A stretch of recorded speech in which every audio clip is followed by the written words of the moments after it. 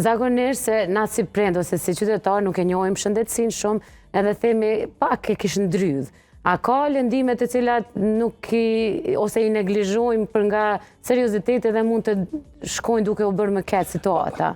Është një rregull i pashkruar, frikso për aty në lëndimeve që duken të vogla, se kanë sherrin e madh. Bravo. Se sa ato që janë të mëdha, ato ta tërheqin vëmendjen dhe detyrojnë mu marrë me to, po lëndimet të cilat zgjasin, të cilat i shkaktojnë parehati pacientit, ato patjetër kërkojnë tretman nga ana e mjekut. Për shembull, çush e dallon një ortoped sepse vjen një fëmijë i cili është rrëzuar gjatë lojës.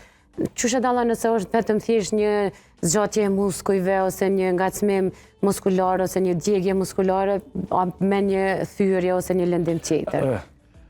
Pyetje shumë e mirë, se shpesh kur vinë pacientat ose kur insistojnë kur thonë doktor veç pak ose prindi ose kujdestari që ka pru, doktor veç pak e ka bo, thëmë unë sytë rëntgen si kam, vizë duhet me egzaminu një herë. Gjithmonë bëhet egzaminimi, egzaminimi objektiv në nënkupton që nga momenti kur e sheh pacientin, pastaj janë testet klinike që ne i realizojmë dhe varësisht prej asaj e vendosim atë do t'i bëjmë ingjizime rëntgenologjike, qoftë rëntgen, qoftë rezonancë magnetike, ultrazo, apo cilën formë që e sheh mjeku të arsyeshme. Pas njëherë nuk guxojmë me neglizhu, për pa prek, për pa palpu, për pa i bë testet, me thonë që është veç pak. Po, sepse nga prekjet që i bëni e din edhe nivelin e dhimbjes që shkakton, apo?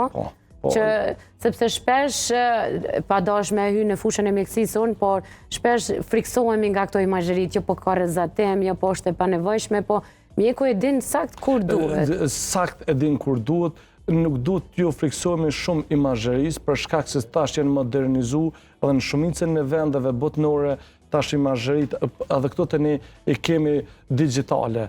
Ne punojmë edhe në sallë të operimit çdo ditë, ku çdo ditë ndodh dhe 100 skopia i bëjmë dhe jemi aty do thotë gjaton kohës. Po t'ishim aq shumë e ka rrezikshmërinë e vogël, po t'ish rrezikshmëria e madhe, mas pari se kishim rrezikuar shëndetin tonë. Absolutisht.